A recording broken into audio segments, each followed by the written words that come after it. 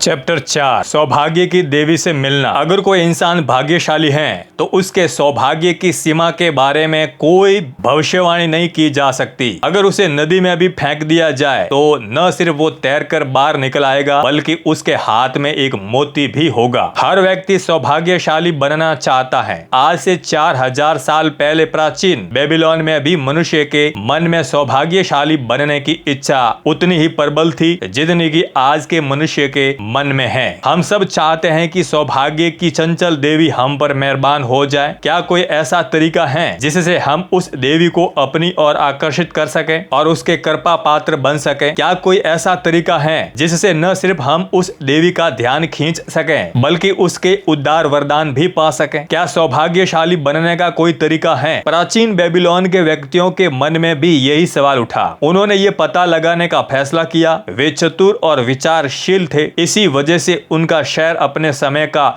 सबसे समृद्ध और शक्तिशाली शहर बना। उस पुराने समय में स्कूल या कॉलेज नहीं थे। बहरहाल बेबीलोन में ज्ञान का एक केंद्र था और वो सैद्धांतिक नहीं बल्कि बहुत व्यवहारिक था। बेबीलोन की ऊंची इमारतों में एक इमारत सम्राट के महल, हैंगिंग गार्डन और देवी देवताओं के मंदिरों जितनी महत्वपूर्ण थी। आपको इतिहास की पुस्तकों में इसका बहुत कम जिक्र मिलेगा। इस बात की बहुत संभावना है कि आपको इसका जिक्र मिलेगा ही नहीं। बहरहाल इस इमारत का उस युग के चिंतन पर बहुत प्रबल असर हुआ। ये इमारत ज्ञान का मंदिर थी जहाँ स्वयंसेवी शिक्षक ज्ञान प्रदान करते थे। यहाँ सार्वजनिक रुचि के विषय पर खुले मंच पर विचार विमर्श होता था। इसकी दीवारों के भीतर सभी व्यक्ति बराबर होते थे। सबसे गरीब सेवक भी अपने तर्कों से शाही घराने के राजकुमार के विचारों को गलत साबित कर सकता था। ज्ञान के मंदिर में कई लोग नियमित रूप से जाते थे। इनमें से एक अरकाद नामक बुद्धिमान आदमी था जिसे बेबीलोन का सबसे अमीर आदमी कहा जाता था। उसका अपना विशेष हॉल था जहाँ लगभग हर शाम को बहुत से लोग रोचक विषयों पर चर्चा और बहस करने के लिए इकट्ठे होते थे। इन लोगों में कुछ वृद्ध और कुछ युवा भी थे परंतु अधिकांश अधेड़ थे। बेहतर होगा कि हम उनकी बातें सुने ताकि हम ये जान सके कि क्या वे सौभाग्य या खुशकिस्मती को आकर्षित करने का तरीका जानते थे। जब अरकाद अपने मंच पर आया तो सूरज रेगिस्तानी धूल की धुंध के बीच आग की बड़ी लाल गेंद की तरह चमकते हुए अभी अभी डूबा था। 80 लोग उसके आने का इंतजार कर रहे थे और फर्श पर बिछे कालीनों पर बैठे हुए थे। बाकी लोग आते जा रहे थे। अरकाद ने पूछा,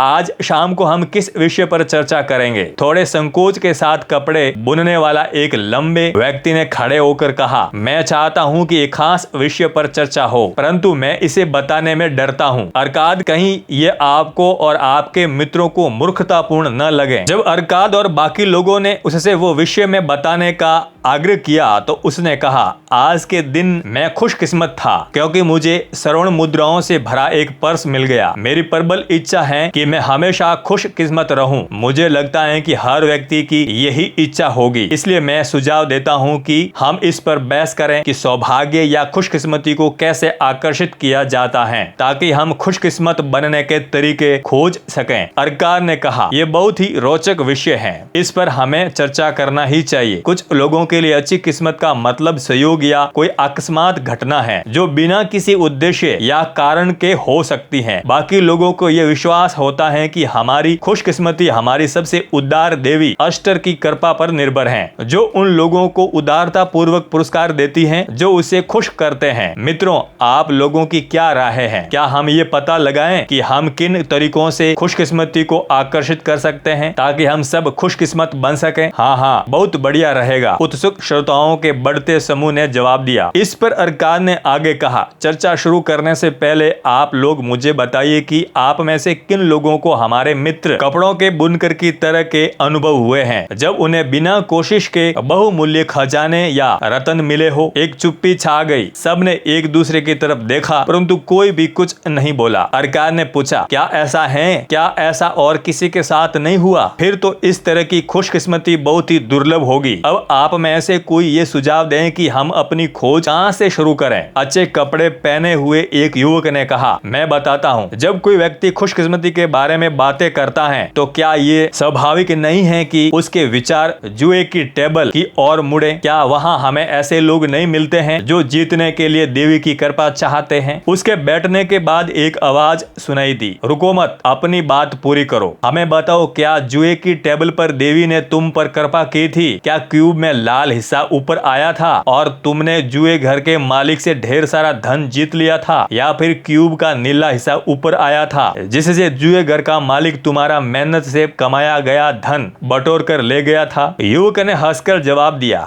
मुझे ये स्वीकार करने में कोई संकोच नहीं है कि सौभाग्य की देवी को तो शायद ये मालूम ही नहीं था कि मैं वहाँ पर था, परंतु आप में से बाकी लोगों के साथ तो ऐसा हुआ होगा। क्या आपने पाया है कि देवी ऐसी जगहों पर आपका इंतजार कर रही थी और क्यूब को फायदे के लिए पलट रही थी? हम ये सुनने और सीखने के लिए उत्सुक हैं। अरकाद ने कहा, बहुत ही समझदारी पूर्ण शुरुआत है। हम यहाँ पर हर प्रश्न के सभी पहलुओं पर विचार विमर्श करने के लिए इकट्ठे हुए हैं। जुए की टेबल को नजरअंदाज करना अधिकांश लोगों की उस प्रबल भावना को नजरअंदाज करना है जिसमें व्यक्ति को चांदी के सिक्के दाव पर लगाने के बाद ढेर सारी स्वर्ण मुद्राएं जीतने की आशा करता है। एक अन्य श्रोता ने कहा, इससे मुझे कल की घुड़दौड़ की याद आ गई। अगर सौभाग्य की देवी जुए घर में मिल सकती हैं तो निश्चित रूप से वो घुड़दौड़ों को भी नजरअंदाज नहीं करती होगी। जहाँ सजे हुए रथ और तेज गति से दौड़ते घोड़े बहुत ज्यादा रोमांच प्रदान करते हैं। हमें ईमानदारी से बताइए अरकाद की क्या उसने आपके कान में धीरे से ये फुसफुसा दिया था कि आप कल निनेवे के भूरे घोड़ों पर अपना दाव लगाइए? मैं आपके ठीक पीछे ही खड़ा था और जब मैंने सुना कि आप उन भूरे घोड़ों पर दाव लगा रहे हैं तो मुझे अपने कानों पर यकीन नहीं हुआ। हम सब जानते हैं, जिनमें आप भी शामिल हैं, कि निष्पक्ष दौड़ में पूरे इस एरिया में कोई भी घोड़ा हमारे प्रिय घोड़ों को नहीं हरा सकता। क्या देवी ने आपके कान में चुपके से कह दिया था कि भूरे घोड़ों पर दाव लगा दो, क्योंकि आखिरी चक्कर में अंदर वाला काला घोड़ा लड़खड़ा गया था जिससे हमारे घोड़े की राह में बाधा आ गई और भूरे घोड़े रेस जीत गए, हालांकि वे इस योग्य नहीं थे। अरकाद ने इस ठिठोली पर मुस्कुराते हुए कहा, हमारे पास ये महसूस करने का क्या कारण है कि सौभाग्य की देवी घुड़दौड़ में किसी व्यक्ति के दांव में इतनी रुचि लेगी? मेरे लिए वे प्रेम और गरिमा की देवी हैं, जो जरूरतमंद लोगों की मदद करती हैं और योग्य लोगों को पुरस्कार देती हैं। मैं जुएगर या घुड़दौड़ों में उनकी तलाश नहीं करता हूँ, जहाँ ज्यादातर लोग धन कमाने के बजाय गवाते हैं। इसके बजाय मैं दूसरी जगहों पर इनकी तलाश करता हूँ, जहाँ इंसानों के काम ज्यादा महत्वपूर्ण और पुरस्कार के योग्य होते हैं। चाहे खेती हो या ईमानदारी से किया जाने वाला व्यवसाय, सभी कामों में इंसान के पास अपनी कोशिशों और सौदों से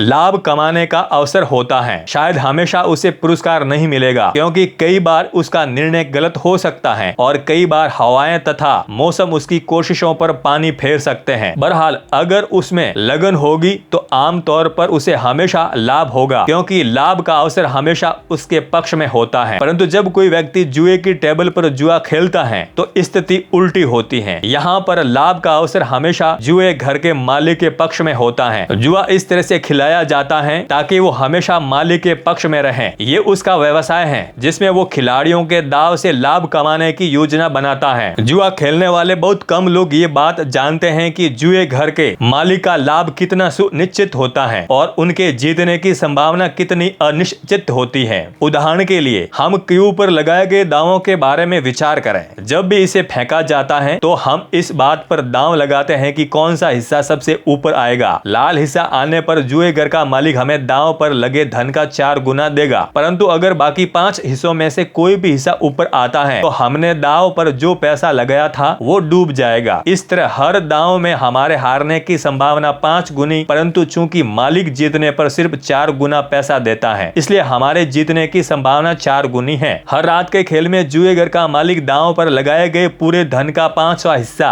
या 20% लाभ में कमाने की उम्मीद कर सकता है। जब स्थिति इस प्रकार की हो जिसमें व्यक्ति अपने लगाए गए सभी दावों पर 20% धन गवा दे तो वो सिर्फ कभी कभार ही जीतने की उम्मीद कर सकता है। एक श्रोता ने कहा, बहरहाल कई बार कुछ लोग बहुत बड़ी रकम जीत लेते हैं। अरकाद ने कहा, हाँ ऐसा भी होता है। सवाल ये है कि क्या उन खुशकिस्मत लोगों के लिए इस तरह से हासिल किए गए धन का कोई स्थायी महत्व होता है? मैं बेबीलोन के कई सफल लोगों को जानता हूँ, परंतु उनमें से एक भी ऐसा नहीं है जिनसे अपनी सफलता की शुरुआत जुए घर की टेबल से की हो। आप लोग भी कई धनवान लोगों को जानते होंगे। मैं ये जानना चाहूंगा कि हमारे सफल नागरिकों में से कितने अपनी सफलता की शुरुआत का श्रेय जुए घर को दे सकते हैं।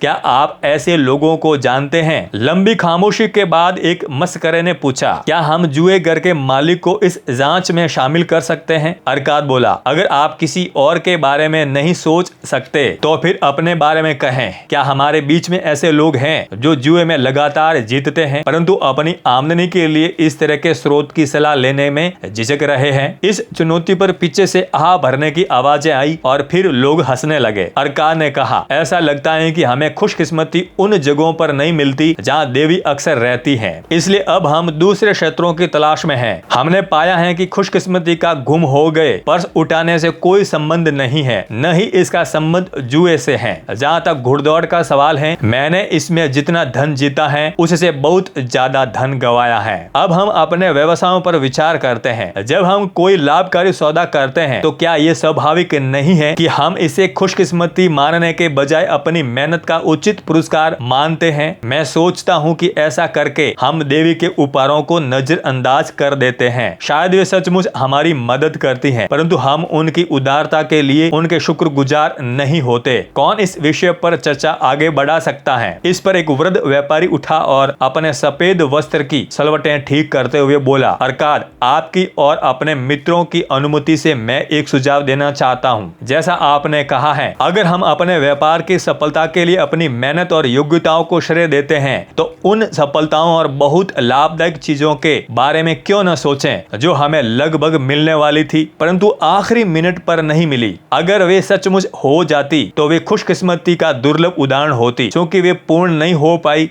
इसलिए हम उन्हें अपना उचित पुरस्कार नहीं मान सकते। निश्चित रूप से यहाँ बैठे कई लोग इस तरह के अनुभव बता सकते होंगे। अरकाद ने सहमत होते हुए कहा, यह समझदारी भरा सुझाव है। खुशकिस्मती आप में से कितनों की मुट्ठी में थी परंतु आखिरी मिनट पर फिसल गई। कई हाथ उठे जिनमें उस व्यापारी का हाथ भी था। अरकाद ने उसे बोलने का मौका दिया। क्योंकि आपने सुझाव दिया है इसलिए हम सबसे पहले आपके मुंह से इसके बारे में सुनना चाहेंगे। व्यापारी ने कहा, मैं खुशी खुशी अपने जीवन की एक घटना बताऊंगा। इससे आप ये जान जाएंगे कि खुशकिस्मती के करीब आने पर भी इंसान अंधों की तरह उसे अपने हाथ से निकल जाने देता है, जिससे उसे नुकसान होता है और वो बाद में पछताता है। कई साल पहले मैं युवा था और मेरी कुछ समय पहले ही शादी हुई थी। उन दिनों मैं कमाना शुरू कर रहा था। एक दिन मेरे पिताजी मेरे पास आए और उन्होंने जोर देकर मुझसे कहा कि मैं एक योजना में अपने धन का निवेश कर दूं। उनके एक अच्छे मित्र के पुत्र ने भी भूमि का एक खाली टुकड़ा देखा था जो हमारे शहर की बाहरी दीवारों से ज्यादा दूर नहीं था। वो टुकड़ा नहर के काफी ऊपर था और वहाँ पानी नहीं पहुँच सकता था। मेरे पिता के मित्र के पुत्र ने एक योजना बनाई कि वो इस जमीन को खरीद लेगा, बैलों द्वारा चलने वाले 3 बड़े रहट बनाएगा और इस तरह से जीवनदायी पानी को उपजाऊ भूमि तक पहुंचाएगा। उसकी योजना ये थी कि ऐसा करने के बाद वो इसके प्लॉट काट देगा और शहर के नागरिकों को सब्जी उगाने के लिए बेच देगा। मेरे पिता के मित्र के पुत्र के पास इस काम के लिए पर्याप्त धन नहीं था। मेरी ही तरह उसकी आमदनी भी सामान्य थी। उसके पिता भी मेरे पिता की तरह ही बड़े परिवार और कम संसाधनों वाले थे। इसलिए उसने कुछ लोगों को अपना पार्टनर बनाने का फैसला किया। उसे बाहर लोगों की जरूरत थी जिनमें से हर एक कमाता हो और वो अपनी कमाई का 10वां हिस्सा उस अभियान में तब तक देने के लिए सहमत हो जब तक कि जमीन बिकने के लिए तैयार न हो जाए। योजना ये थी कि जमीन बिकने के बाद सब लोग अपने निवेश के अनुपात में लाभ को आपस में बांट लेंगे। मेरे पिता ने मुझसे कहा, बेटे तुम अभी जवान हो, मेरी ये प्रबल इच्छा है कि तुम अपने लिए बहुमूल्य जायदाद बना लो ताकि लोग तुम्हारा सम्मान करें। अपने पिता की नासमझी और गलतियों के ज्ञान से लाभ उठाओ। मैंने जवाब दिया, मेरी भी यही प्रबल इच्छा है। तो मैं तुम्हें ये सलाह देता हूँ जो मुझे तुम्हारी उम्र में करना चाहिए था। अपनी आमदनी के 10वें हिस्से को लाभकारी निवेशों के लिए अलग रख दो। अपनी आमदनी के इस 10वें हिस्से और इससे मिलने वाले ब्याज की मदद से मेरी उम्र तक पहुंचने से पहले तुम बहुमूल्य जायदाद बना सकते हो। पिताजी, आपने बहुत समझदारी की बात कही है। मैं अमीर बनना चाहता हूँ परंतु मेरी आमदनी के साथ बहुत से खर्चे भी जुड़े हैं, इसलिए मैं आपके सुझाव पर अमल करने से झिझक रहा हूँ। मैं अभी जवान हूँ, अभी मेरे पास बहुत समय है। तुम्हारी उम्र में मैंने भी यही सोचा था, परंतु देखो साल गुजरते चले गए, मैं शुरुआत भी नहीं कर पाया। अब जमाना बदल गया है पिताजी, मैं आपकी गलतियों से बचूंगा। अवसर तुम्हारे सामने खड़ा है बेटे, ये तुम्हें एक ऐसा मौका दे रहा है जो दौलत की ओर ले जा सकता है। मेरा तुमसे यही कहना है कि देर मत करो, कल सुबह ही मेरे मित्र के पुत्र के पास जाओ और उससे ये सौदा कर लो कि इस निवेश में तुम अपनी 10% आमदनी लगाओगे। तत्काल कल सुबह चले जाना। अवसर किसी का इंतजार नहीं करता। आज ये सामने होता है परंतु कल दूर चला जाता है, इसलिए देर मत करो। अपने पिता की सलाह के बावजूद मैं झिझकता रहा। पूर्वी देशों से व्यापारी नए सुंदर वस्त्र लाए थे जो इतने आकर्षक और बढ़िया लग रहे थे कि मैंने और मेरी पत्नी ने महसूस किया कि हमें उन्हें खरीद लेना चाहिए। अगर मैं उस अभियान में अपनी 10% आमदनी का निवेश करने के लिए तैयार हो जाता तो हम उन वस्त्रों को नहीं खरीद पाते और कई अन्य आनंदों से भी वंचित रह जाते जिन्हें हम बहुत चाहते थे। मैंने निर्णय लेने में तब तक देर लगाई जब तक कि बहुत देर नहीं हो गई। बाद में मैं इस पर बहुत पछताया। वो अभियान उम्मीद से ज्यादा फायदेमंद साबित हुआ। मेरी कहानी ये बताती है कि मैंने किस तरह खुशकिस्मती को अपने पास आने से निकल जाने दिया। रेगिस्तान से आए एक सांवले आदमी ने कहा, इस कहानी में हम देखते हैं कि खुशकिस्मती उस व्यक्ति के पास आती है जो अवसर को स्वीकार करता है। जायदाद बनाने के लिए हमेशा एक शुरुआत करनी पड़ती है। शुरू में ये सोने या चांदी के कुछ सिक्कों तक सीमित होती है जिन्हें इंसान अपनी आमदनी में से बचाकर अपना पहला निवेश करता है। मैं खुद कई मवेशियों का मालिक हूँ। मवेशी पालने की शुरुआत मैंने बचपन में ही कर दी थी जब मैंने चांदी के एक सिक्के से एक बच्चा खरीदी थी। क्योंकि ये मेरी दौलत की शुरुआत थी, मेरे लिए बहुत महत्वपूर्ण थी। पहली शुरुआत के बाद जायदाद बनाना खुशकिस्मती से हर इंसान के बुत्ते की बात है। पहला कदम बहुत महत्वपूर्ण है। इस कदम को उठाने के बाद इंसान मेहनत से धन कमाने वाले व्यक्ति के बजाय अपने निवेश से लाभ कमाने वाले व्यक्ति में बदल जाता है। सौभाग्य से कुछ लोग कम उम्र में ही ये कदम उठा लेते हैं। इसी वजह से वे आर्थिक क्षेत्र में उन लोगों से ज्यादा सफल हो जाते हैं जो ये कदम बाद में उठाते हैं। वे उन दुर्भाग्यशाली लोगों से तो बहुत ज्यादा सफल होते हैं जो ये कदम कभी नहीं उठाते, जैसा इस व्यापारी के पिता के साथ हुआ था। अगर मेरे व्यापारी मित्र ने अवसर सामने आने पर अपनी जवानी में ये कदम उठा लिया होता तो आज उसे दुनिया की बहुत सी अच्छी चीजों का वरदान मिला होता। अगर हमारे बुनकर मित्र ने उस समय ये कदम उठा लिया होता तो आज उसके पास काफी दौलत होती। दूसरे देश से आए एक अजनबी ने खड़े होकर कहा, धन्यवाद, मैं भी कुछ बोलना चाहता हूँ। मैं सीरिया का हूँ। मैं आपकी भाषा अच्छी तरह नहीं बोल पाता हूँ। मैं इस व्यापारी मित्र को एक नाम से पुकारना चाहता हूँ। शायद आप सोचेंगे कि ये शालीन नाम नहीं है, परंतु मैं फिर भी उसे उस नाम से पुकारना चाहता हूँ। परंतु आपको भाषा का वो शब्द नहीं मालूम। अगर मैं इसे सीरिया की भाषा में बोलूं तो आप उसे समझ नहीं पाएंगे। इसलिए मेरे मित्रों, तुम मुझे बताओ कि आप उस आदमी को क्या कहते हैं जो अपने लिए फायदेमंद साबित होने वाले कामों को भी टालता रहता है। एक आवाज आई, टालम टोल करने वाला। वही सीरिया के निवासी ने अपने हाथों को रोमांच से लहराते हुए कहा, जब अवसर आता है तो वो उसे स्वीकार नहीं करता है, वो इंतजार करता है। वो कहता है अभी बहुत काम पड़ा है, मैं धीरे धीरे ये काम करूंगा। अवसर इस तरह के ढीले आदमी का इंतजार नहीं करेगा। अवसर सोचता है कि अगर इंसान खुशकिस्मत बनना चाहता है तो उसे तत्काल कदम उठाना चाहिए। अवसर सामने आने पर जो व्यक्ति तत्काल कदम नहीं उठाता है वो हमारे व्यापारी मित्र की तरह टालम टोल करने वाला होता है। व्यापारी उठकर खड़ा हुआ और सिर झुकाकर लोगों की हंसी पर प्रतिक्रिया करते हुए बोला, अजनबी, आप हमारे मेहमान हैं। मैं आपकी प्रशंसा करता हूँ जो आपने सच्ची बात बोलने पर जरा भी हिचक नहीं दिखाई। अरकान ने कहा, खोए हुए अवसर की एक और कहानी हमें कौन सुनाएगा? लाल वस्त्र पहने एक अधेड़ व्यक्ति ने कहा, मैं सुनाऊंगा। मैं मवेशियों को खरीदता हूँ, खास तौर पर ऊंटों और घोड़ों को। कई बार मैं भेड़ बकरियां भी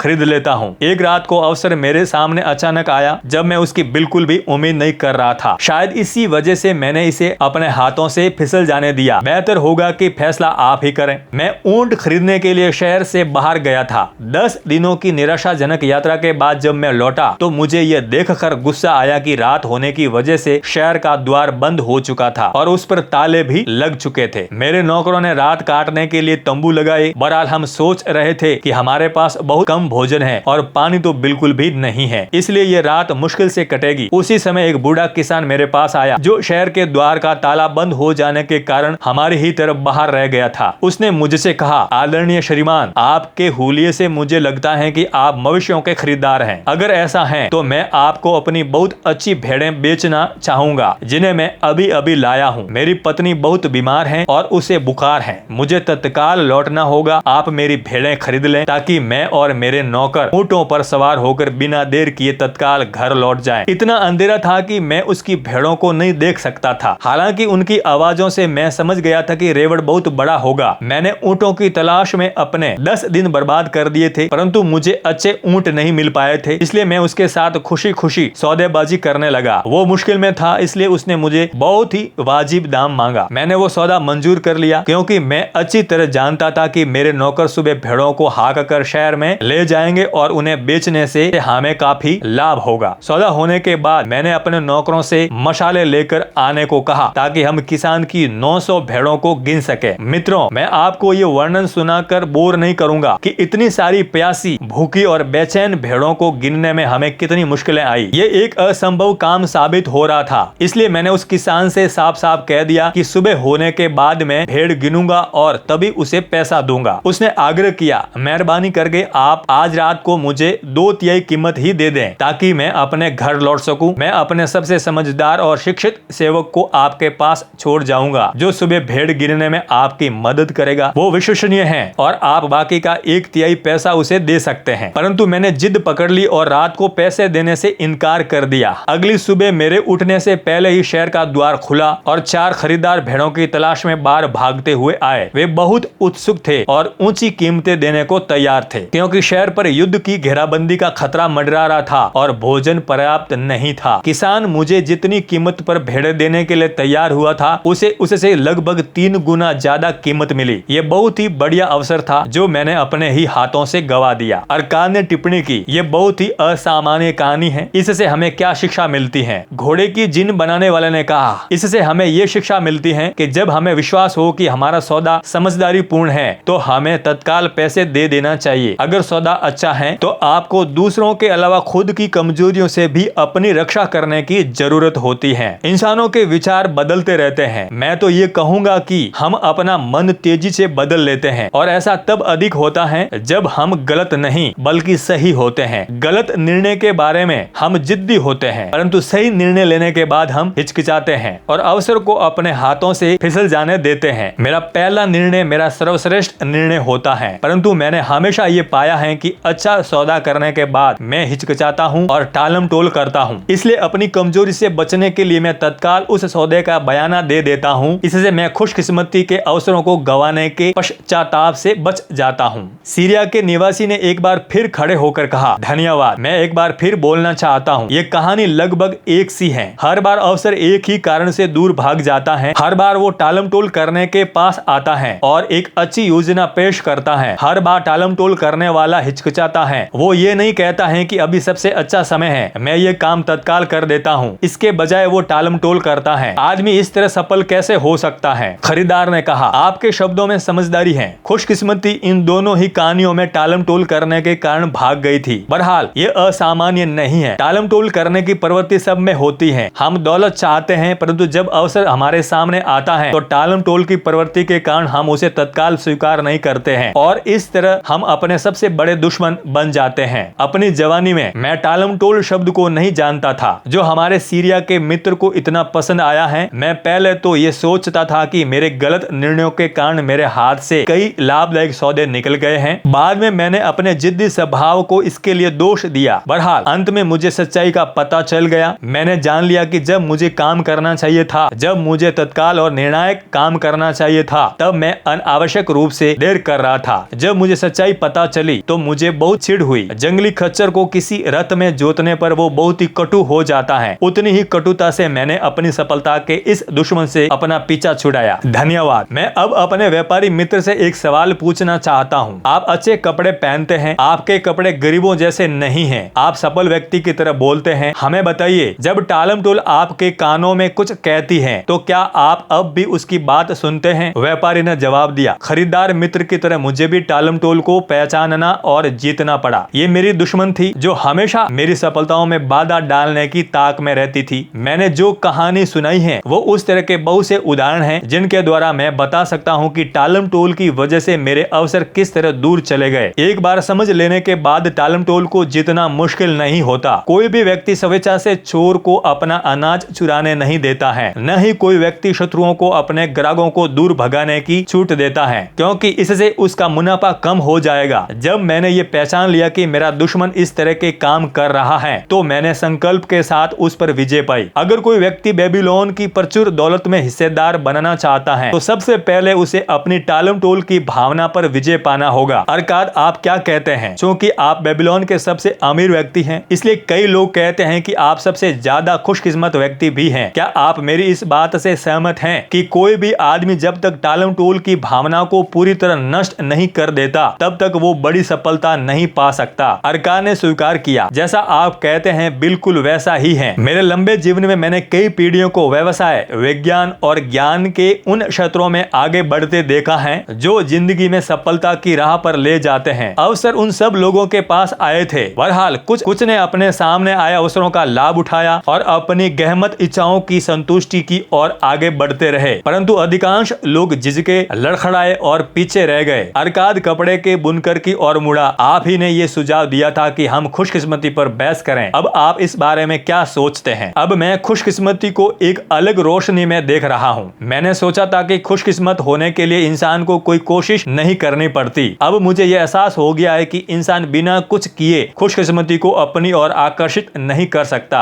इस चर्चा से मैंने ये सीखा है कि खुशकिस्मती को आकर्षित करने के लिए अवसरों का लाभ उठाना जरूरी है। मैं अपने सामने आने वाले अवसरों का अधिकतम लाभ उठाने की कोशिश करूंगा। अरकार ने जवाब दिया, आपने हमारी चर्चा के सत्य को बहुत अच्छी तरह से पकड़ लिया है। हमने ये पाया है कि अवसर खुशकिस्मती अवसर के पीछे आती है। ये शायद ही कभी किसी दूसरे रूप में आती है। हमारा व्यापारी मित्र बहुत खुशकिस्मत होता अगर उसके सौभाग्य की देवी द्वारा दिए गए अवसरों को स्वीकार कर लिया होता। इस तरह हमारा खरीदार मित्र भी खुशकिस्मत होता अगर उसने मवेशियों को समय पर खरीद लिया होता और उन्हें 3 गुने लाभ पर बेचा होता। हमने ये चर्चा इसलिए शुरू की थी ताकि हम खुशकिस्मती को अपनी ओर आकर्षित करने का तरीका खोज सकें। मुझे लगता है कि हमने वो तरीका खोज लिया है। दोनों ही कहानियों से ये निष्कर्ष निकलता है कि खुशकिस्मती अवसर में छुपी होती है, चाहे खुशकिस्मती का लाभ उठाया गया हो या नहीं उठाया गया हो। इस सत्य को बदला नहीं जा सकता। अवसर को स्वीकार करके खुशकिस्मती को आकर्षित किया जा सकता है। जो लोग प्रकृति के अवसरों का लाभ लेने के लिए तत्पर रहते हैं, उनमें सौभाग्य की देवी रुचि लेती हैं। वे हमेशा उन लोगों की मदद करने की इच्छुक होती हैं जो उन्हें खुश करते हैं, और कर्मशील व्यक्ति उन्हें सबसे ज्यादा खुश करते हैं। कर्म आपको सफलता की ओर ले जाएगा। सौभाग्य की देवी कर्मशील व्यक्तियों पर कृपा करती है। चैप्टर 5, धन संपत्ति के 5 नियम। अगर आपके सामने एक तरफ सोने की मोहरों से भरी थैली रख दी जाए और दूसरी तरफ बुद्धिमत्ता के शब्दों से भरा मर्दा पत्र रख दिया जाए, तो आप दोनों में से किसे चुनेंगे? रेगिस्तानी झाड़ियों की आग की जलती रोशनी में श्रोताओं के झुलसे चेहरों पर दिलचस्पी की चमक साफ नजर आ रही थी। 27 लोगों ने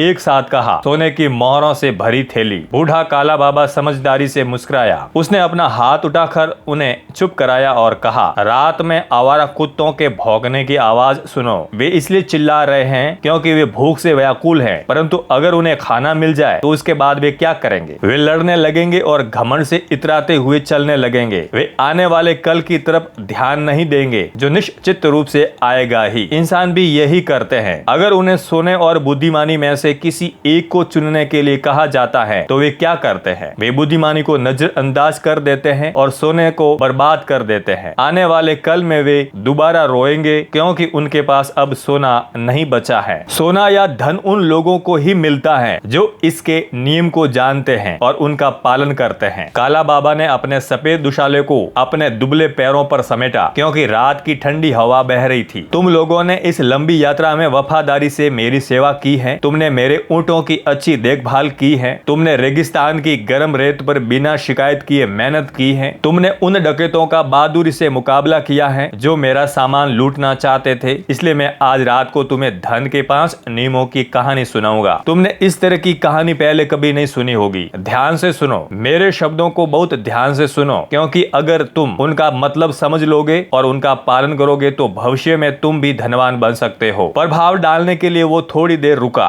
ऊपर बेबीलोन के नीले आसमान में सितारे चमक रहे थे। उन लोगों के पीछे तंबू बंधे थे ताकि रेगिस्तान के संभावित तूफानों से रक्षा हो सके। तंबुओं के पास व्यापारिक सामान करीने से रखा था और जानवरों की खालों से ढका था। पास में ही ऊंटों का रेवड़ा केवल रेत में बैठा था। कुछ ऊंट संतुष्टि के साथ जुगाली कर रहे थे, बाकी खराटे ले रहे थे। आपने हमें बहुत सी अच्छी कहानियां सुनाई हैं। काला बाबा, सामान बांधने वाले प्रमुख व्यक्ति ने कहा, हम चाहते हैं कि कल जब आपके साथ हमारी सेवा खत्म हो तो उसके बाद आपके शब्दों का मार्गदर्शन हमारे साथ रहे। काला बाबा ने कहा, मैंने तुम्हें अजीब और सुंदर देशों के अपने अनुभव सुनाए हैं, परंतु आज रात को मैं तुम्हें समझदार और अमीर अरकाद की बुद्धिमानी के बारे में बताना चाहूंगा। सामान बांधने वाले प्रमुख व्यक्ति ने कहा, हमने उनके बारे में काफी सुना है क्योंकि वे बेबीलोन के सबसे अमीर आदमी थे। वे सबसे अमीर आदमी इसलिए बने क्योंकि वे धन के नियमों को जानते थे। धन के नियम उनसे पहले किसी को भी इतनी अच्छी तरह से मालूम नहीं थे। आज की रात मैं तुम्हें बहुत समझदारी की बातें बताऊंगा जो उनके बेटे नोमाजीर ने कई साल पहले निनेवे में मुझे बताई थी जब मैं छोटा था। मेरे मालिक और मैं नोमाजीर के महल में देर रात तक रुके थे। मैं सुंदर कालीनों के बड़े बंडल लाने में अपने मालिक की मदद कर रहा था। नोमाजीर ने हर कालीन की जांच की जब तक कि वो रंगों के चयन से पूरी तरह संतुष्ट नहीं हो गया। आखिरकार वो बहुत खुश हुआ और उसने हमें अपने पास बिठा लिया। उसने हमें बहुत दुर्लभ और खुशबूदार शराब पिलाई जिसे पीने के बाद मेरे पेट में गर्मी दौड़ गई क्योंकि मेरे पेट को इस तरह के पेय पदार्थ की आदत नहीं थी। फिर उसने हमें अपने पिता अरकाद की समझदारी की ये कहानी सुनाई जो मैं तुम्हें सुनाने जा रहा हूँ। बेबीलोन में जैसी परंपरा है, बेबीलोन में दौलतमंद पिताओं के पुत्र हमेशा उनके साथ रहते हैं और उनकी जायदाद विरासत में पाने की आशा करते हैं। अरकाद को ये परंपरा पसंद नहीं थी, इसलिए नोमाजीर के वयस्क होने पर अरकाद ने उससे कहा, मेरे बेटे, मेरी ये इच्छा है कि तुम मेरी जायदाद के वारिस बनो, परंतु पहले तुम्हें यह साबित करना होगा कि तुम समझदारी से इसे संभाल सकते हो। इसलिए मैं चाहता हूँ कि तुम दुनिया में बाहर निकलो और धन कमाने तथा लोगों के बीच सम्मान पाने की अपनी योग्यता को साबित करो। तुम्हें अच्छी तरह से शुरुआत करने के लिए मैं दो चीजें देता हूँ जो मुझे नहीं मिली थी जब मैंने दौलत इकट्ठी करना शुरू की थी। तब मैं बहुत गरीब था। सबसे पहले तो मैं तुम्हें सोने की मोहरों से भरी ये थैली देता हूँ। अगर तुम इसका समझदारी से उपयोग करोगे तो ये तुम्हारी भावी सफलता की नींव बन जाएगी। दूसरी बात, मैं तुम्हें ये मर्दा पत्र देता हूँ जिस पर धन के 5 नियम लिखे हैं। अगर तुम इन नियमों के अनुसार चलोगे तो तुम्हें योग्यता और सुरक्षा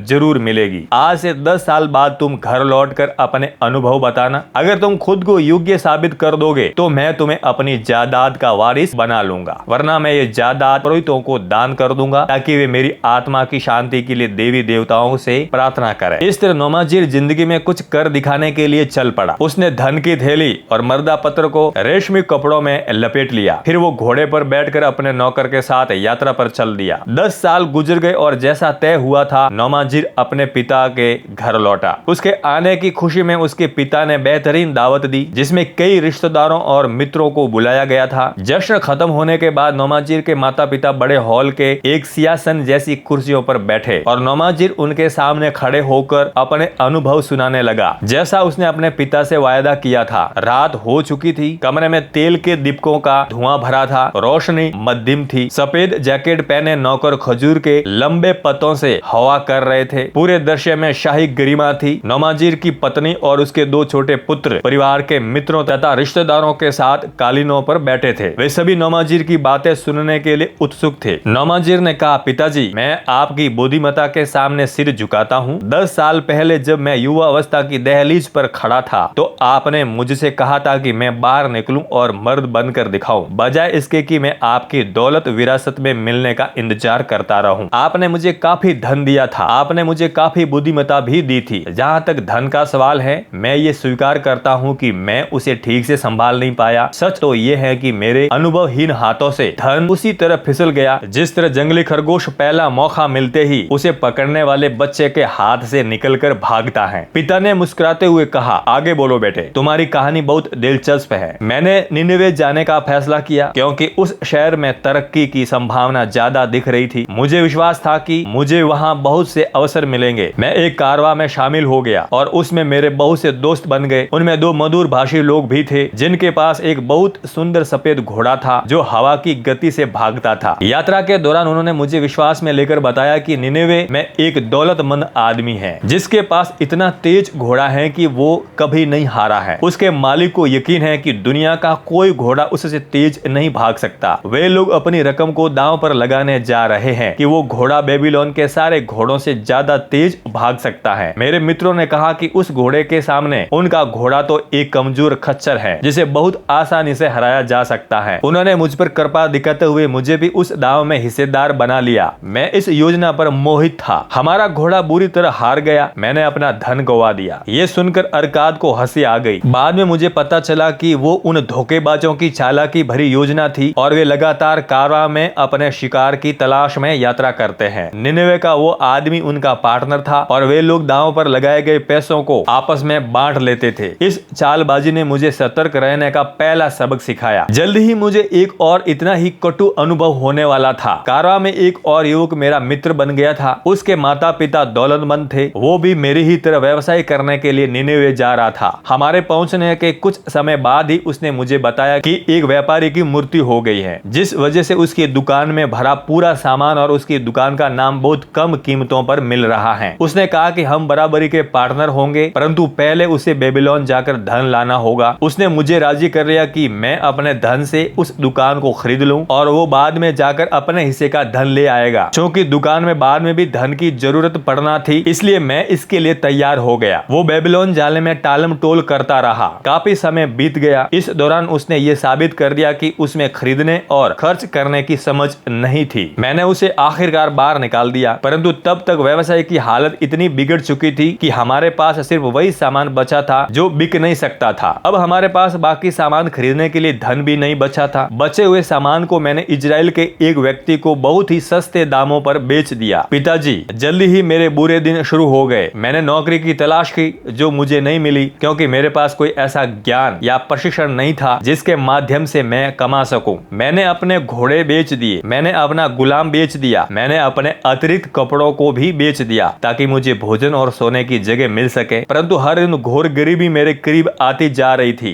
लेकिन उन दुख भरे दिनों में भी ये याद रहा कि आपको मुझ पर विश्वास था। आपने मुझे मर्द बनने के लिए भेजा था और मैं मर्द बनने के लिए संकल्पवान था। नौमाजीर की माँ ने दोनों हाथों से अपना चेहरा छुपा लिया और चुभकने लगी। उस समय मुझे आपका दिया वो मर्दा पत्र याद आया जिस पर धन के 5 नियम लिखे थे। मैंने आपकी समझदारी के शब्दों को ध्यान से पढ़ा। उन्हें पढ़ने के बाद मुझे ये एहसास हो गया कि अगर मैंने इन समझदारी के शब्दों को पढ़ लिया होता तो मेरा धन नहीं डूबता। मैंने हर नियम याद कर लिया और ये संकल्प किया कि जब सौभाग्य की देवी मुझ पर मेहरबान होगी तो मैं जवानी की अनुभवहीनता से नहीं बल्कि उम्र की बुद्धिमत्ता से अपनी दिशा तय करूंगा। आज रात जो लोग यहाँ पर बैठे हैं उनके लाभ के लिए मैं अपने पिता के बुद्धिमत्ता पूर्ण नियमों को पढ़ना चाहूंगा जो उन्होंने मुझे 10 साल पहले दिए मर्दा पत्र पर लिखे थे। धन के 5 नियम। नंबर 1, धन उस आदमी के पास खुशी खुशी आता है और बढ़ती मात्रा में आता है जो अपनी आमदनी का कम से कम 10वें हिस्से का प्रयोग अपने तथा अपने परिवार के भविष्य के लिए जायदाद बनाने में करता है। नंबर 2, धन उस समझदार मालिक के लिए जमकर मेहनत करता है जो उसके लिए लाभकारी काम खोजता है। ये मवेशियों की तरह तेजी से बढ़ता है। नंबर 3, धन उस सावधान मालिक के संरक्षण में रहता है जो इसका निवेश सिर्फ समझदार लोगों की सलाह से करता है। नंबर 4, धन उस आदमी से दूर चला जाता है जो इसका निवेश उन व्यवसायों या उद्देश्यों के लिए करता है जिनसे वो परिचित नहीं है या जिनकी अनुशंसा समझदार लोग नहीं करते हैं। नंबर 5, धन उस आदमी से दूर चला जाता है जो इसके माध्यम से असंभव आमदनी हासिल करना चाहता है या जो चालबाज लोगों की लुभावनी सलाह मानता है या जो इसे अपनी अनुभवहीनता और रूमानी इच्छाओं के अधीन निवेश करता है। ये धन के 5 नियम हैं जो मेरे पिताजी ने लिखे थे। मैं उन्हें सोने से भी ज्यादा मूल्यवान मानता हूँ, जैसा मैं आपको आगे की कहानी में बताऊंगा। वो एक बार फिर अपने पिता की ओर मुड़ा। मैंने आपको बता दिया कि अपनी अनुभवहीनता के कारण मैं गरीबी और निराशा की गहराई में पहुंच गया था। बहरहाल संकटों की कोई श्रृंखला ऐसी नहीं होती जो कभी खत्म न हो। मेरे संकटों का दौर भी आखिरकार तब खत्म हुआ जब मुझे एक नौकरी मिल गई। मुझे शहर की नई बाहरी दीवारों पर काम करने वाले गुलामों का मैनेजर बना दिया गया। धन के पहले नियम के ज्ञान का लाभ उठाते हुए मैंने अपनी पहली आमदनी में से 10वां हिस्सा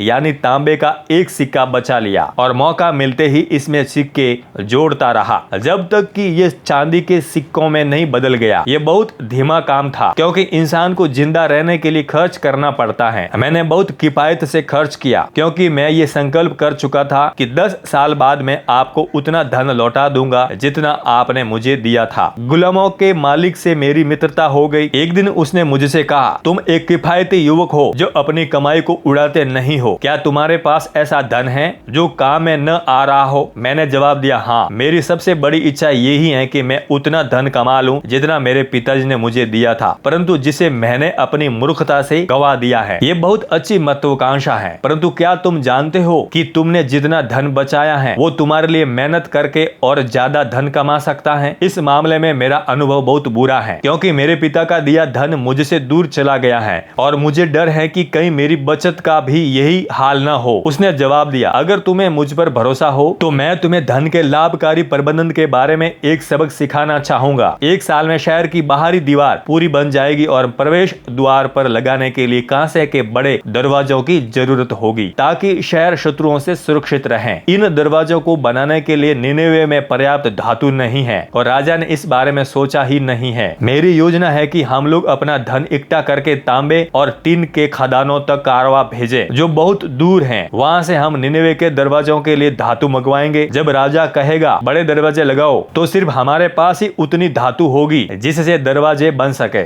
इसके बदले में राजा हमें ऊंचे दाम देगा। अगर हम ये मान भी लें कि राजा हमसे धातु नहीं खरीदेगा तो भी हमारे पास धातु ही रहेगी जिसे हम ऊंचे दामों पर बेच सकते हैं। नौमाजीर ने कहा, उसके प्रस्ताव में मुझे तीसरे नियम की झलक दिखाई दी। तीसरे नियम के अनुसार अपनी बचत का निवेश समझदार लोगों के मार्गदर्शन में करना चाहिए। ऐसा करने के बाद मैं निराश नहीं हुआ। हमारी योजना सफल हुई और उस सौदे की सफलता के बाद मेरा छोटा सा धन संग्रह विशाल संग्रह बन गया। बाद में इस समूह ने मुझे अन्य निवेशों में भी हिस्सेदार बना लिया। वे लोग धन के लाभकारी प्रबंधन में निपुण थे। कोई भी काम करने से पहले वे बहुत सावधानी से योजना बनाते थे। वे इस बात का ध्यान रखते थे कि उनके मूलधन पर जरा भी आंच न आए। वे ऐसे निवेशों में भी हाथ नहीं डालते थे जहां से उनका धन वापस न लौट सके। घुड़दौड़ या दुकान में पार्टनरशिप जैसी मूर्खतापूर्ण चीजों पर जिनमें मैंने अपनी अनुभवहीनता के कारण हाथ डाला था, वे विचार भी नहीं करते थे। अगर मैंने उनके संपर्क में आने के बाद ये काम किए होते तो उन्होंने मुझे तत्काल इतने खतरे बता दिए होते। इन लोगों के संपर्क में आने से मैंने धन का सुरक्षित और लाभकारी निवेश करना सीख लिया। समय गुजरने के साथ मेरा खजाना बढ़ा और तेजी से बढ़ा। मैंने न सिर्फ अपना गवाया हुआ धन दोबारा कमा लिया बल्कि मैंने उससे बहुत ज्यादा कमाया। पिताजी, मेरे दुर्भाग्यों, परेशानियों और सफलताओं के द्वारा मैंने बार बार धन के 5 नियमों की बुद्धिमत्ता को परखा है और वे हर इम्तिहान में खरे उतरे हैं। जिस व्यक्ति को धन के इन 5 नियमों का ज्ञान नहीं है उनके पास धन वैसे तो आता ही नहीं है और आता भी है तो जल्दी ही चला जाता है, परंतु जो इन 5 नियमों का पालन करता है उसके पास धन आता है और उसके वफादार सेवक की तरह काम करता है। नौमाजीर ने बोलना बंद कर दिया और कमरे में पीछे खड़े गुलाम को इशारा किया। गुलाम एक एक करके चमड़े के 3 भारी थैले लेकर आया। नौमाजीर ने उनमें से एक को उठाकर अपने पिता के सामने रखा और कहा, आपने मुझे सोने की एक थैली दी थी जिनमें बेबीलोन का सोना था। उसके एवज में मैं आपको उतने ही वजन की निनेवे के सोने की थैली लौटा रहा हूँ। सब लोग ये बात मानेंगे कि ये बिल्कुल बराबरी का सौदा है। आपने मुझे बुद्धिमत्ता से भरा मर्दा पत्र दिया था, उसके एवज में मैं आपको सोने की 2 थैलियां लौटा रहा हूँ। ये कहते हुए उसने गुलाम से बाकी दोनों थैलियां ली और उन्हें भी अपने पिता के सामने फर्श पर रख दिया। पिताजी, इस तरह मैं आपके सामने ये साबित कर रहा हूँ कि मैं आपकी बुद्धिमत्ता को आपके धन से ज्यादा मूल्यवान बनाता हूँ। बहरहाल बुद्धिमत्ता के मूल्य को सोने की थैलियों में नहीं तोला जा सकता। बुद्धिमत्ता न हो तो धन अमीर आदमी से भी जल्दी ही दूर चला जाता है, लेकिन बुद्धिमत्ता होने पर गरीब आदमी भी धन हासिल कर सकता है, जैसा सोने की मोहरों से भरी इन 3 थैलियों से साबित होता है। पिताजी, मुझे आपके सामने खड़े होकर ये कहने में बहुत संतोष हो रहा है कि आपकी समझदारी के कारण मैं अमीर और सम्मानित बनने में सफल हुआ। पिता ने नामाजीर के सिर पर अपना हाथ फिराया और बोले, तुमने अपने सबक अच्छी तरह सीख लिए हैं और मैं खुशकिस्मत हूँ जो मुझे इतना योग्य पुत्र मिला है। अब मैं तुम्हें अपनी दौलत सौंप सकता हूँ। काला बाबा ने अपनी कहानी खत्म की और श्रोताओं को देखा। उसने पूछा, नौमाजीर की कहानी से तुमने क्या सीखा? तुम में से कौन अपने पिता या ससुर के पास जाकर आमदनी बुद्धिमत्तापूर्ण प्रबंधन का हिसाब दे सकता है? ये सम्मानित लोग क्या सोचेंगे अगर तुम ये कहोगे, मैंने काफी यात्रा की है, काफी कुछ सीखा है, काफी मेहनत की है और काफी कमाया है, परंतु मैं ज्यादा धन बचा नहीं पाया हूँ। कुछ धन मैंने समझदारी से खर्च किया, कुछ मूर्खता से और बाकी मैंने नासमझी से गवा दिया।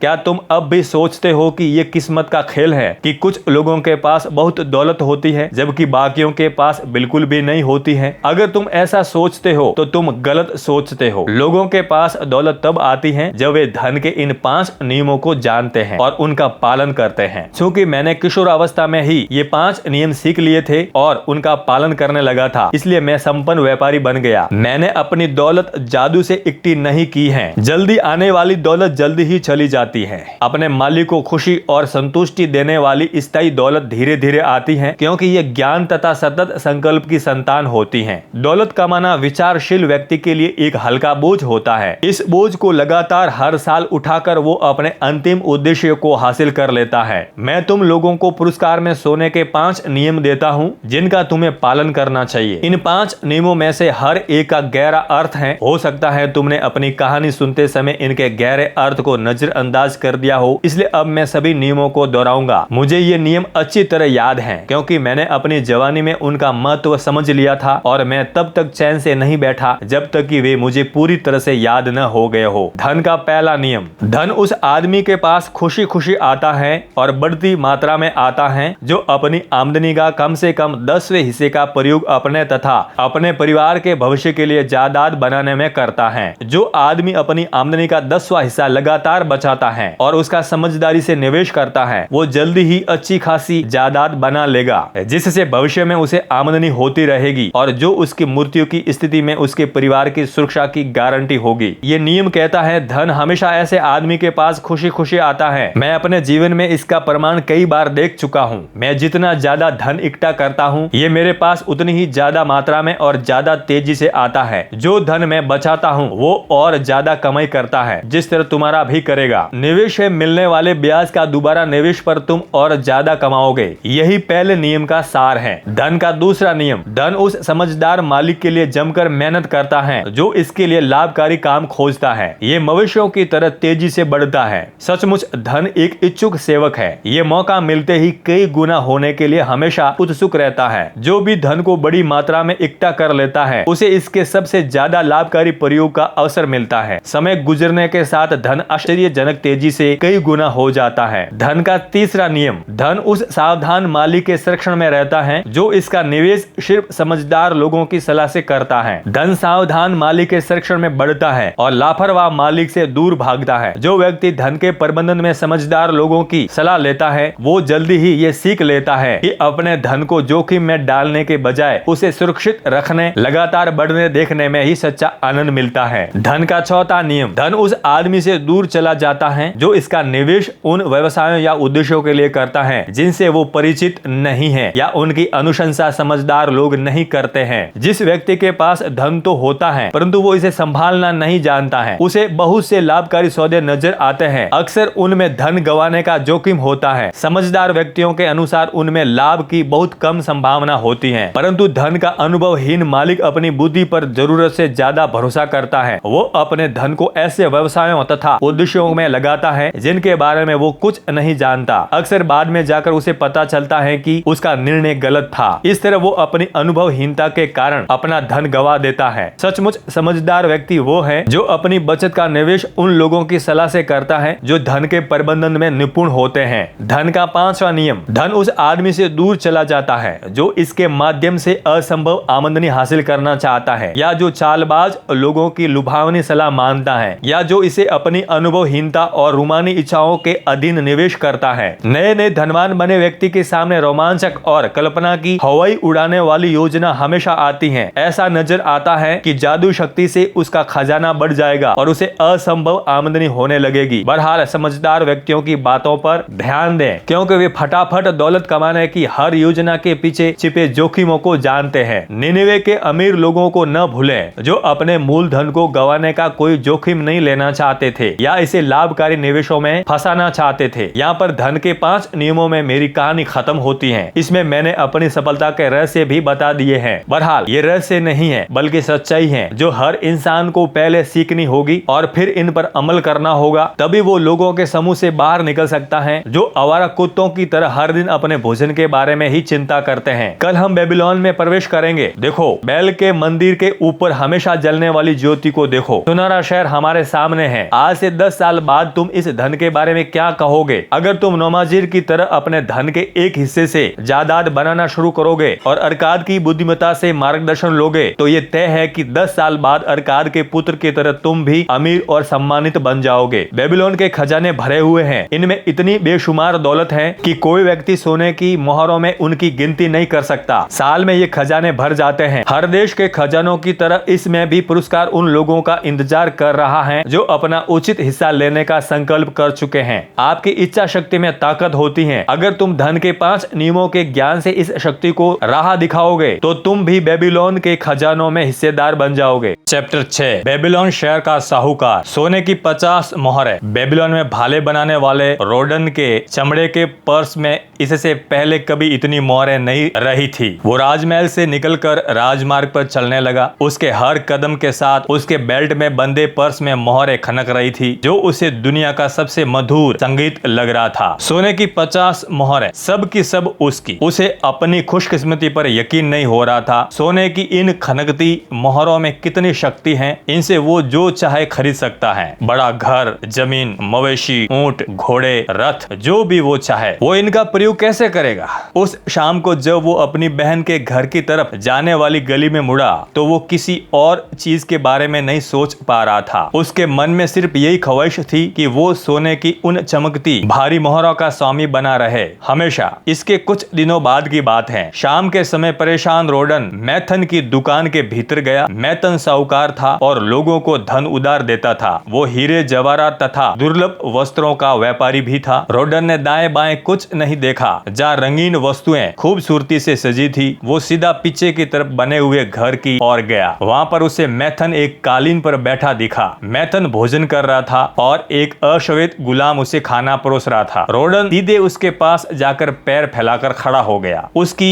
चमड़े की जैकेट के बीच से बालों भरा सीना दिख रहा था। उसने कहा, मैं आपसे एक चीज के बारे में सलाह लेना चाहता हूँ। मैं समझ नहीं पा रहा हूँ कि इस मामले में क्या करूँ। मैथन के पतले और पीले चेहरे पर एक मित्रता भरी मुस्कान आ गई। तुमने कौन सी गलती कर दी है जिसकी वजह से तुम्हें साहूकार के पास उधार लेने आना पड़ा है? क्या जुए की टेबल पर तुम्हें बदकिस्मती का सामना करना पड़ा है, या फिर किसी जवान खूबसूरत महिला ने तुम्हें अपने जाल में फंसा लिया है? मैं तुम्हें कई सालों से जानता हूँ, परंतु तुम मदद मांगने के लिए मेरे पास पहले कभी नहीं आए। नहीं, वो बात नहीं है जो आप सोच रहे हैं। मैं आपसे धन उधार नहीं लेना चाहता। इसके बजाय मैं आपकी समझदारी भरी सलाह लेना चाहता हूँ। सुनो, ये आदमी क्या कह रहा है? साहूकार के पास सलाह लेने कौन आता है? शायद मेरे कान मुझे धोखा दे रहे हैं। नहीं, वे सच सुन रहे हैं। क्या ऐसा हो सकता है? भाले बनाने वाला रोडन बाकी सब लोगों से ज्यादा चतुर है, क्योंकि वो मैथन के पास धन नहीं बल्कि सलाह लेने आया है। बहुत से लोग मूर्खतापूर्ण खर्च करने के लिए मुझसे धन उधार लेने आते हैं, परंतु वे सलाह नहीं चाहते हैं। बहरहाल, साहूकार से ज्यादा अच्छी सलाह और कौन दे सकता है, जिसके पास लोग अपनी मुश्किल में उधार लेने आते हैं। रोडन, आज तुम मेरे साथ खाना खाओगे। आज शाम को तुम मेरे मेहमान बनोगे। एंडो, उसने अपने अश्वेत गुलाम को आदेश दिया, मेरे मित्र रोडन के लिए एक कालीन बिछाओ। वो मुझसे सलाह लेने आया है। वो मेरा सम्मानित अतिथि है। उसके सामने बहुत सा भोजन परोसो। सबसे अच्छी शराब चुनना ताकि रोडन को उसे पीने में मजा आ जाए। अब मुझे बताओ, तुम किस मुश्किल में हो? मैं सम्राट के उपहार की वजह से मुश्किल में हूँ। सम्राट के उपहार की वजह से? सम्राट ने तुम्हें एक उपहार दिया है और उसकी वजह से तुम मुश्किल में हो। किस तरह का उपहार? मैंने शाही रक्षकों के भालों पर नई नौक का नमूना पेश किया था, जिससे सम्राट बहुत खुश हुए और उन्होंने मुझे पुरस्कार में सोने की 50 मोहरें दे दी। इससे मैं बहुत दुविधा में हूँ। दिन भर ऐसे लोग मुझे तंग करते हैं जो मुझसे ये दौलत हथियाना चाहते हैं। मैथन ने कहा, ये स्वाभाविक है। ज्यादातर लोग धन चाहते हैं, जबकि ये बहुत कम लोगों के पास होता है। ज्यादातर लोग उस दौलतमंद व्यक्ति को खोजते हैं जिसने आसानी से दौलत कमाई हो, ताकि वे उसका धन हड़प सकें। परंतु तुम उनसे नहीं क्यों नहीं कहते हो? क्या तुम्हारी इच्छा शक्ति तुम्हारी मुट्ठी जितनी सशक्त नहीं है? ज्यादातर लोगों से मैं नहीं कह देता हूँ, परंतु कई बार हाँ कहना ज्यादा आसान होता है। क्या कोई अपनी बहुत ही प्यारी बहन को दौलत देने से इनकार कर सकता है? निश्चित रूप से तुम्हारी बहन तुम्हें इस पुरस्कार के आनंद से वंचित नहीं करना चाहती होगी, परंतु वो ये धन अपने पति अरमान के लिए चाहती है, जिसे वो एक अमीर व्यापारी के रूप में देखना चाहती है। उसे लगता है कि अरमान को कभी मौका नहीं मिला है। उसने मुझसे आग्रह किया है कि मैं उसके पति को ये धन दे दूं ताकि वो एक समृद्ध व्यापारी बन जाए। वो ये भी कहती है कि सफल होने के बाद उसका पति मेरा सारा कर्ज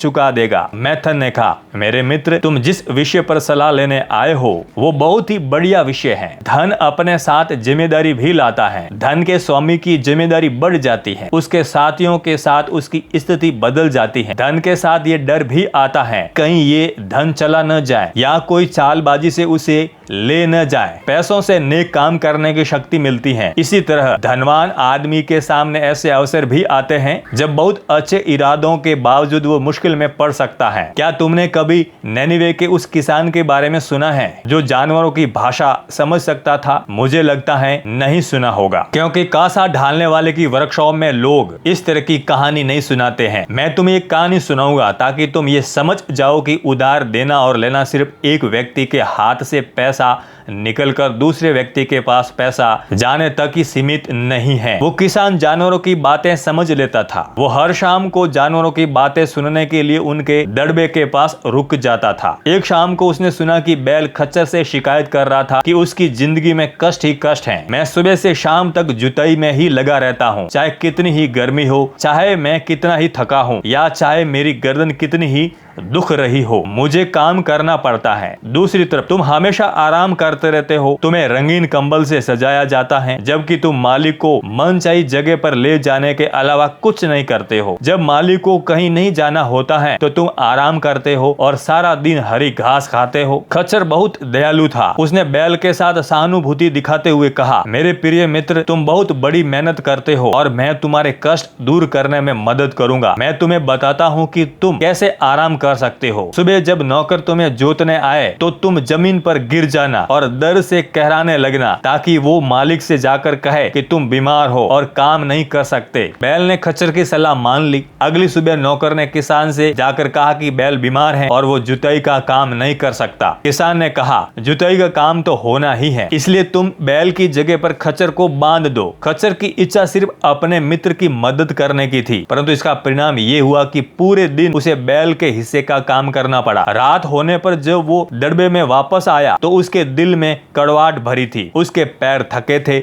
और उसकी गर्दन दुख रही थी। किसान उनकी बातें सुनने के लिए वहीं ठहर गया। बैल ने कहा, तुम मेरे अच्छे मित्र हो। तुम्हारी समझदारी भरी सलाह के कारण मुझे दिन भर पूरा आराम मिला। खच्चर ने जवाब दिया, मैं मूर्ख हूँ क्योंकि मैं तो सिर्फ मित्र की मदद करना चाहता था, परंतु बदले में मुझे ही उसके हिस्से का पूरा काम करना पड़ा। आज के बाद तुम अपना काम खुद करना, क्योंकि मैंने मालिक को सेवक से ये कहते सुना था कि अगर तुम दोबारा बीमार हुए तो वो तुम्हें कसाई के पास भिजवा देगा। ये ठीक भी रहेगा क्योंकि तुम बहुत आलसी हो। इसके बाद उन्होंने एक दूसरे से कभी बातचीत नहीं की। उनकी दोस्ती खत्म हो गई। इस कहानी से तुम्हें क्या शिक्षा मिलती है? रोडन ने कहा, कहानी अच्छी थी परंतु मुझे इसमें शिक्षा या सबक जैसी कोई चीज नहीं दिखी। मुझे लगा भी नहीं था कि तुम्हें दिखेगी, परंतु सबक है और बहुत आसान। अगर तुम अपने मित्र की मदद करना चाहते हो तो इस तरह से करो ताकि तुम्हारे मित्र का बोझ तुम्हारे ऊपर न आ जाए। मैंने इस बारे में तो सोचा ही नहीं था। ये बहुत समझदारी भरा सबक है। मैं अपनी बहन के पति का बोझ अपने ऊपर नहीं लेना चाहता हूँ, परंतु मुझे एक बात बताइए, आप बहुत से लोगों को उधार देते हैं, क्या उधार देने वाले हमेशा उधार चुका देते हैं? मैथन बहुत अनुभवी आदमी की तरह मुस्कुराया। फिर उसने कहा, अगर कर्जदार कर्ज चुका नहीं सकता तो क्या साहूकार उसे कर्ज देगा? साहूकार को सावधानी और समझदारी से यह तय करना होता है कि उसका धन उधार लेने वाले के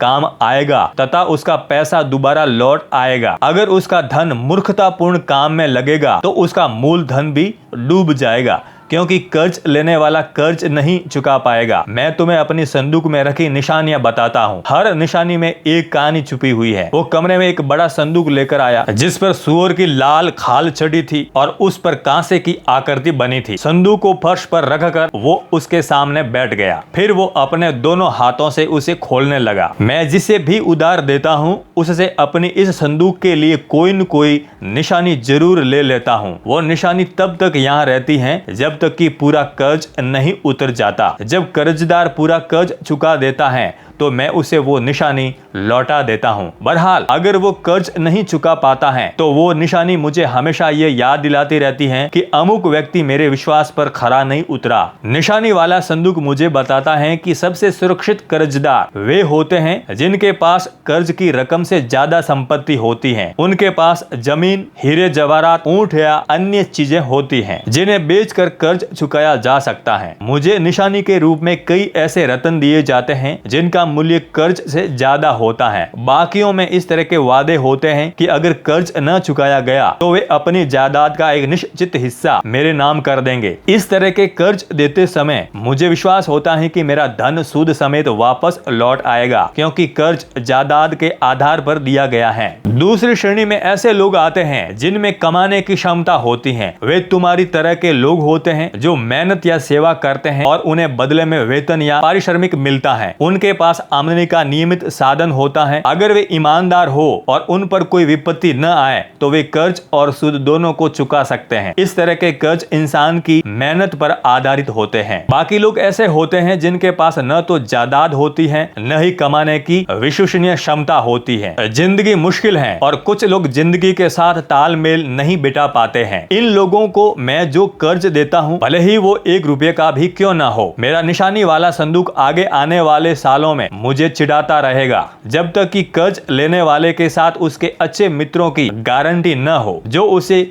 विश्वसनीय मानते हो। मैथन ने संदूक खोला। रॉडन उत्सुकता से आगे झुका। संदूक में सबसे ऊपर लाल कपड़े पर कांसे का नेक पीस पड़ा था। मैथन ने उसे उठाकर प्यार से थपथपाया। ये मेरे संदूक में हमेशा रहेगा, क्योंकि इसका मालिक अब इस दुनिया से जा चुका है। मैं इस निशानी को संभाल कर रखता हूँ और मैं उसकी यादों को भी सजो कर रखता हूँ, क्योंकि वो मेरा अच्छा मित्र था। हमने साथ साथ सफलता पूर्वक व्यापार किया था जब तक कि वो पूर्वी देश के एक महिला को ब्याह कर नहीं ले आया। वो सुंदर थी परंतु हमारी महिलाओं जैसी नहीं थी। वो औरत नहीं, बिजली थी। मेरे मित्र ने अपनी पत्नी की इच्छाओं को संतुष्ट करने के लिए पानी की तरफ पैसा बहाया। जब उसका धन खत्म हो गया तो वो कष्ट में मेरे पास आया। मैंने उसे सलाह दी। मैंने उससे कहा कि मैं उसे एक बार फिर हालात ठीक करने का मौका दूंगा। उसने नए सिरे से शुरू करने की कसम खाई, लेकिन ऐसा हो नहीं पाया। एक दिन आपसी झगड़े में उसकी पत्नी ने उसके सीने में चाकू घुसा दिया, क्योंकि उसके पति ने उसे ऐसा करने की चुनौती दी थी। और वो महिला? रॉडन ने सवाल किया। हाँ, जाहिर है ये उसी का है। मैथन ने लाल वस्त्र उठाते हुए कहा। पछतावे में वो नदी में कूद गई। वे 2 कर्ज कभी नहीं चुकाए जाएंगे। रॉडन, ये संदूक बताता है कि जो लोग बहुत भावुक होते हैं या भावनात्मक तूफानों में घिरे रहते हैं, वे साहूकार के लिए सुरक्षित नहीं होते हैं। ये अगली चीज है। उसने बैल की हड्डी से बनी अंगूठी को उठाते हुए कहा। ये एक किसान की है। मैं उसकी महिलाओं से गलीचे खरीदता हूँ। उस किसान के खेत पर टिड्डी दल ने धावा बोल दिया। उसके घर में फाके पड़ने की नौबत आ गई। ऐसे समय में मैंने उसकी मदद की। नई फसल आने पर उसने तत्काल अपना कर्ज चुका दिया। इसके बाद एक दिन वो मेरे पास आया। उसने एक दूर देश की बकरियों के बारे में बताया, जिसका वर्णन उसने एक यात्री से सुना था। उन बकरियों के लंबे बाल इतने सुंदर और नरम थे कि वो उनसे इतने बेहतरीन गलीचे बना सकता था जैसे आज तक बेबीलोन में देखे नहीं गए। वो ऐसी बकरियों का रेवड़ चाहता था, परंतु उन्हें खरीदने के लिए उनके पास धन नहीं था। इसलिए मैंने उसे यात्रा करने और बकरियां लाने के लिए धन उधार दिया। अब उसने रेवड़ खरीद लिया है और अगले साल मैं बेबीलोन के अमीरों को हैरान कर दूंगा, क्योंकि मैं उन्हें बहुत शानदार और महंगे गलीचे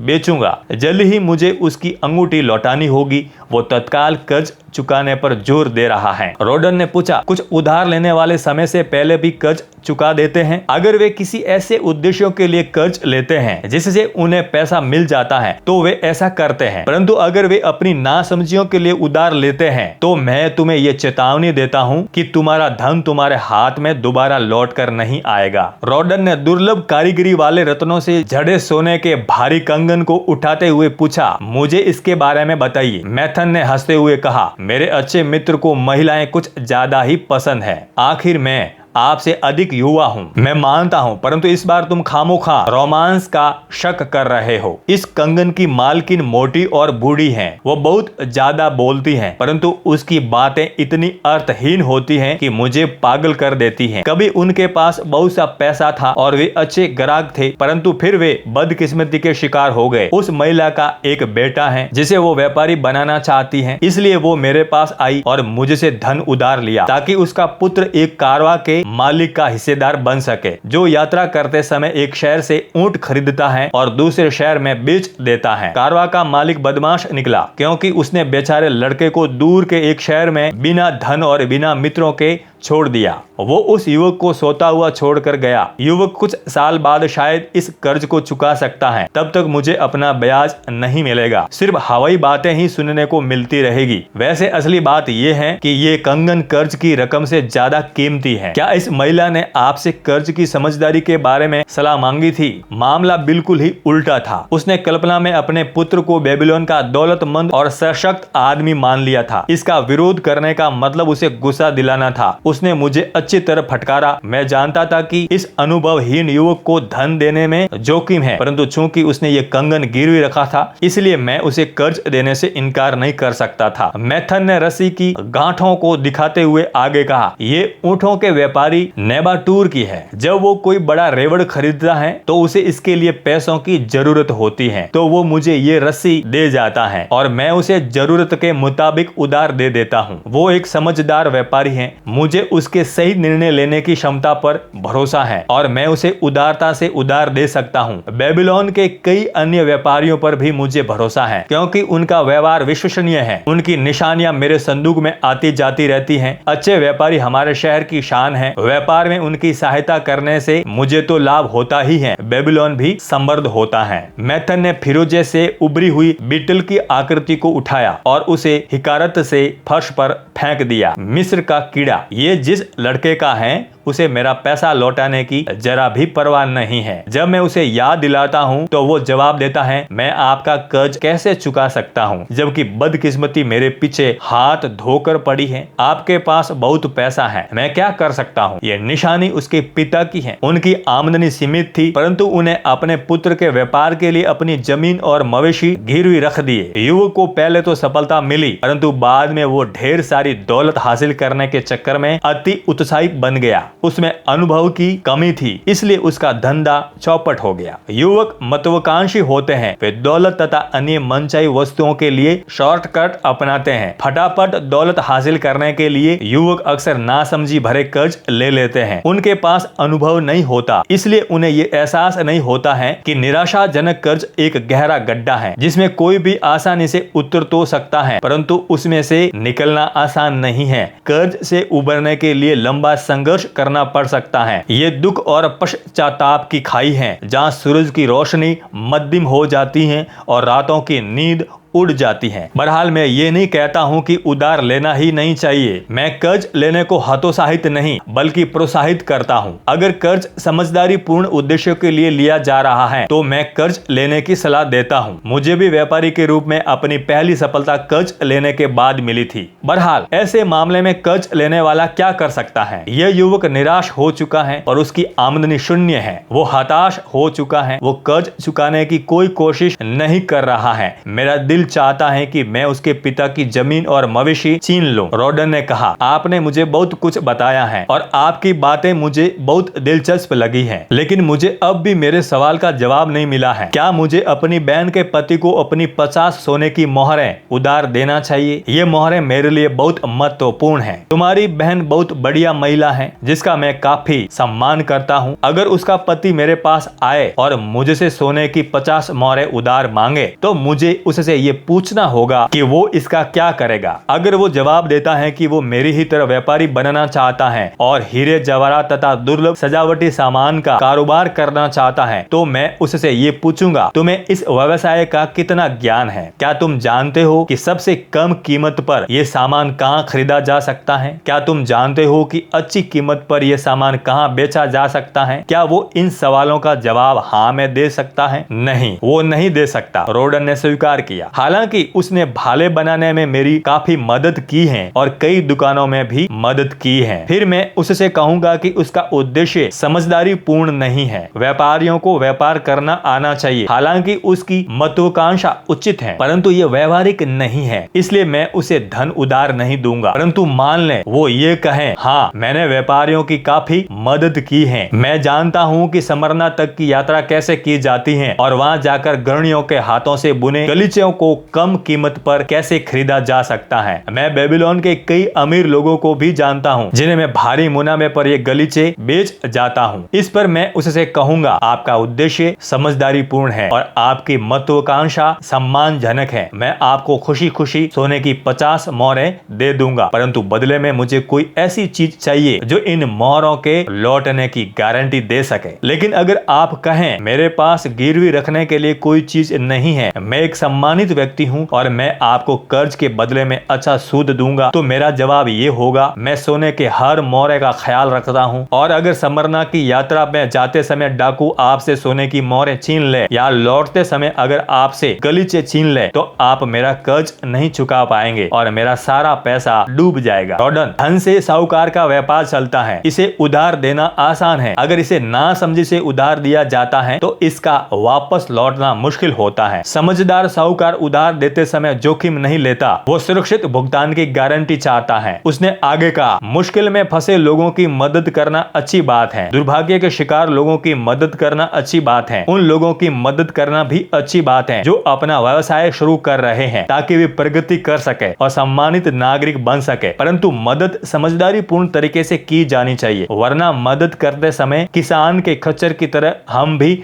दूसरों का बोझ अपने ऊपर लाद देंगे। एक बार फिर मैं तुम्हारे मूल सवाल से दूर भटक गया हूँ, परंतु मेरा जवाब सुन लो। अपनी सोने की 50 मोहरें अपने ही पास रखो, जो तुमने अपनी मेहनत से कमाया है और जो तुम्हें पुरस्कार में मिला है वो तुम्हारा है और कोई इस पर तब तक हक नहीं जमा सकता जब तक कि तुम ऐसा न चाहो। अगर तुम इसे उधार देते हो ताकि ये तुम्हारे लिए सूद कमा सके तो इस काम में सतर्क रहना और कई जगहों पर इसका निवेश करना। मुझे पर्स में पड़ा रहने वाला आलसी सोना पसंद नहीं है, बहरहाल मुझे जोखिम तो उससे भी ज्यादा नापसंद है। तुम्हें भाले बनाने का काम करते हुए कितने साल हो गए हैं? पूरे 3 साल। राजा के उपहार के अलावा तुमने कितना बचा लिया है? सोने की 3 मोहरें। हर साल तुमने मेहनत की, हर साल तुमने सोने की 1 मोहर को बचाने के लिए अपनी इच्छाओं पर काबू रखा और अच्छी अच्छी चीजें खरीदने के बजाय बचत की। बिल्कुल सही बात है। इस तरह तुम खुद की इच्छाओं पर काबू रखकर 50 साल में सोने की 50 मोहरें बचा सकते हो। इस काम में जिंदगी भर की मेहनत लगेगी। जरा सोचो कि क्या तुम्हारी बहन तुम्हारी 50 साल की मेहनत की बचत को जोखिम में डालना चाहेगी सिर्फ इसलिए क्योंकि उसका पति व्यापारी बनने का प्रयोग करना चाहता है? अगर मैं आपके शब्दों में बोलूं तो वो ऐसा कभी नहीं चाहेगी। तो उससे जाकर कह दो, 3 साल तक मैंने हर दिन सुबह से रात तक मेहनत करके और अपनी इच्छाओं पर काबू रखकर बचत की है। साल भर की मेहनत और किफायत के बाद मैं सोने की 1 मोहर बचा पाया हूँ। तुम मेरी प्रिय बहन हो, मैं चाहता हूँ कि तुम्हारा पति किसी ऐसे व्यवसाय में लग जाए जिसमें वो बहुत अमीर बन सके। अगर वो मेरे सामने कोई ऐसी योजना रखता है जो मेरे मित्र मैथन को समझदारी पूर्ण और संभव लगती है तो मैं खुशी खुशी उसे अपनी 1 साल की बचत उधार दे दूंगा ताकि उसे ये साबित करने का अवसर मिले कि वो सफल हो सकता है। अगर उसके पति के मन में सफल होने की प्रबल इच्छा है तो वो सफल हो सकता है। अगर वो असफल भी हो जाता है तो भी उस पर इतना ज्यादा कर्ज नहीं होगा जिसे वो कभी न चुका पाए। मैं धन इसलिए उधार देता हूँ क्योंकि मैं अपने व्यापार में जितने धन का प्रयोग कर सकता हूँ मेरे पास उससे ज्यादा धन है। मैं चाहता हूँ कि मेरा अतिरिक्त धन दूसरों के लिए मेहनत करें और उससे ज्यादा पैसा कमाया जा सके। मैं धन गंवाने का जोखिम नहीं लेना चाहता हूँ क्योंकि मैंने इसे हासिल करने के लिए काफी मेहनत की है और बहुत सी इच्छाओं का त्याग किया है। इसलिए मैं इसे वहां उधार नहीं दूंगा जहां मुझे ये विश्वास न हो कि ये सुरक्षित रहेगा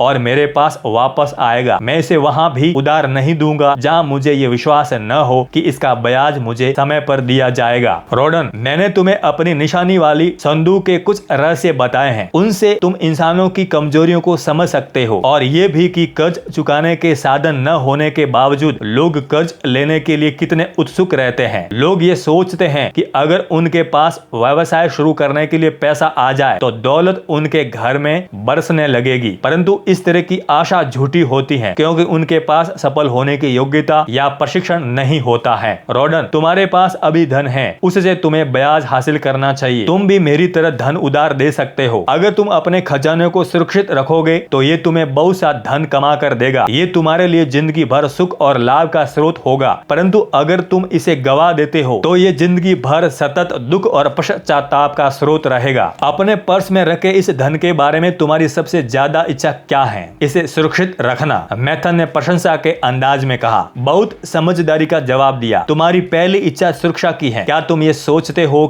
ये सोचते हो कि तुम्हारी बहन के पति के पास पहुंचने पर यह धन सचमुच संभावित नुकसान से सुरक्षित रहेगा? मुझे डर है कि यह सुरक्षित नहीं रहेगा। उसमें धन को सुरक्षित रखने की समझदारी नहीं है। ऐसे व्यक्ति पर धन के मामले में विश्वास क्यों करते हो? रिश्ते नातों की मूर्खतापूर्ण भावनाओं से विचलित होना ठीक बात नहीं है। अगर तुम अपने परिवार या मित्रों की मदद करना चाहते हो तो धन गंवाने के अलावा दूसरा तरीका खोजो। ये मत भूलो कि जो लोग धन की सुरक्षा करने के मामले में कुशल नहीं हैं, धन उनके पास से चला जाता है। दूसरों को देकर धन गंवाने से तो अच्छा है कि तुम खुद खर्च करके इसे उड़ा डालो। इसलिए अव्यवहारिक लोगों की काल्पनिक योजना से मत डगमगाओ, जो सोचते हैं कि उन्हें आपके धन से बहुत बड़ी रकम कमाने के तरीके मालूम है। इस तरह की योजनाएं हवाई सपने देखने वाले लोग बनाते हैं, जिन्हें व्यवसाय के सुरक्षित और विश्वसनीय नियमों का ज्ञान नहीं होता है। अपने धन पर तुम कितने प्रतिशत ब्याज चाहते हो, इस बारे में तुम जमीन पर ही रहना ताकि तुम्हारा मूलधन सुरक्षित रह सके और तुम उसका आनंद ले सको। बहुत ज्यादा लाभ कमाने के लालच में आकर उधार देना नुकसान को आमंत्रित करना है। इस तरह तुम उन दुर्भाग्यों से बच सकते हो जो अधिकांश इंसानों पर उस समय आते हैं जब ईश्वर उन्हें धन प्रदान करता है। जब रोडन ने मैथन की समझदारी भरी सलाह के लिए उसे धन्यवाद दिया तो मैथन ने कहा, सम्राट का तोहफा तुम्हारा ज्ञान बढ़ाएगा। जाने से पहले उस वाक्य को पढ़ते जाओ जो मैंने अपने निशानियों वाले संदूक के नीचे लिख रखा है। ये कर्जदार और साहूकार दोनों पर लागू होता है। बड़े पश्चाताप के बजाय थोड़ी सी सावधानी बेहतर है।